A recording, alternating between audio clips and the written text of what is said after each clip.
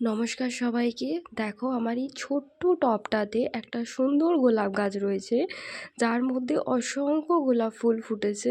তো আজকে দেখে না মন প্রাণ একদম জুড়ে গেছে। অনেক দিন ধরেই একটা একটা করে ফুটে আজকে প্রায় অনেকগুলো হয়ে গেছিলো। সত্যি কথা বলতে ভীষণ খারাপ লাগছিলো ফুলগুলোকে কাটতে গিয়েও ভাবছি যে না থাক, কাটবো না।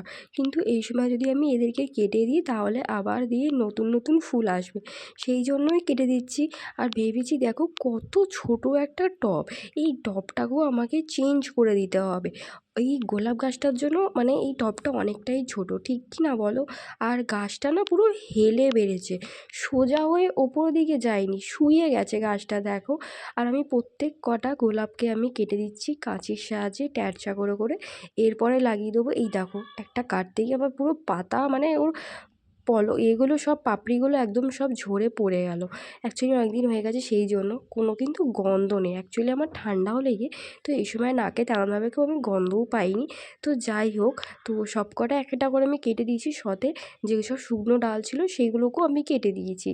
একটা টব কিনে আনবো, কিছুদিন যাক, তারপর একটা বড় টব কিনে এনে একে রিপোর্ট করবো। গাছটা যেন ছোটরা চারা কিনেছিলাম মাত্র 15 টাকা দিয়ে।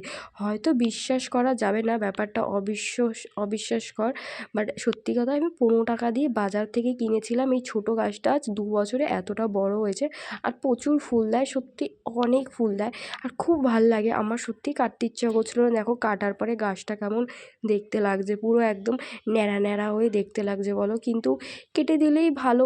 এরপরে হলুদ দেবো, এরপরে এতে আরও বেশি ফুল আসবে, আরও বেশি শীত যেহেতু আরও বেশি ব্রাঞ্চেস বেরোবে, পাতা বেরোবে। শীতকালেই এমনিতে হার্ড প্রুনিং করতে বলে। পুরো গাছটা কাটিং করে দেওয়ার পর দেখো পুরো ফাঁকা একটা কেমন যেন লাগছে। যাই হোক, মন খারাপ তো হচ্ছে, কিন্তু মন খারাপ করলে চলবে না। আর কিছুদিনের মধ্যেই এখান থেকে আবার সুন্দর সুন্দর নতুন নতুন ব্রাঞ্চেসও বেরোবে, সাথে আরও ফুলও আসবে। তো আমি বেশিরভাগ চেষ্টা করি যতটা পারি ঘরোয়া পদ্ধতিতেই গার্ডেনিংটা করার, যাতে কিছু হলেও একটু সেভ হয়। তো ফাঙ্গিসাইড খুব কমই দিই। এখন তো বৃষ্টির সময় না, তো হলুদ গুঁড়োটা দিলেও চলে যায়। সেই কারণে যেখানে যেখানে কাটিং করেছি সব জায়গাতে আমি ভালো করে হলুদ গুঁড়ো লাগিয়ে দিয়েছি। আবার যখন ফুল ফুটবে তখন তোমাদের সাথে অবশ্যই শেয়ার করব। দেখা হচ্ছে নেক্সট ভিডিওতে। সবাই ভালো থেকো, সুস্থ থেকো, বাই।